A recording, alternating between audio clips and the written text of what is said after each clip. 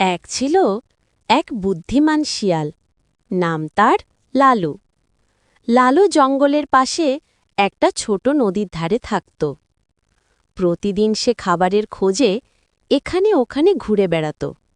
কিন্তু একদিন হঠাৎ তার মনে হল, আমি যদি নিজের খাবার নিজেই ফলাতে পারি তাহলে কারও কাছে যেতে হবে না। এই ভাবনা থেকে লালু ঠিক করল সে টমেটো চাষ করবে। পরদিন ভোরবেলায় লালু এক ব্যাগ টমেটোর বীজ নিয়ে মাঠে গেল। সে মাটি খুঁড়ে বীজ বপন করল, জল দিল আর নিজের ছোট বাঁশের বেড়া বানিয়ে রাখল যেন অন্য পশুরা এসে বীজ খেতে না পারে। প্রথম কয়েকদিন লালু খুব উৎসাহে বাগানে যত্ন নিল। সকালে জল দিত, বিকেলে আগাছা তুলত। কিন্তু কিছুদিন পর সে একটু অলস হয়ে গেল। জল দেওয়া বন্ধ করল, সারও দিল না।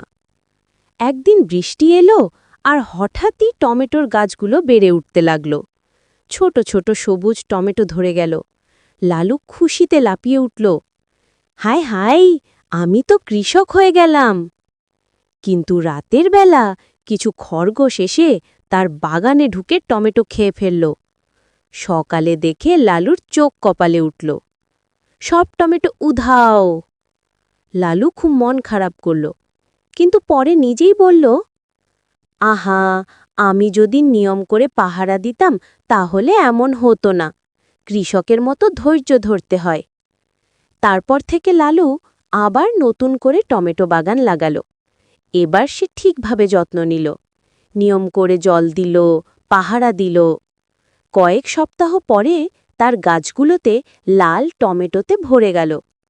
এবার সে জঙ্গলের বন্ধুদের ডেকে বলল, চলো সবাই মিলে টমেটোর সালাদ খাই। সবাই খুশি হয়ে লালুর টমেটো খেয়ে তার পরিশ্রমের প্রশংসা করল। শিক্ষা: পরিশ্রম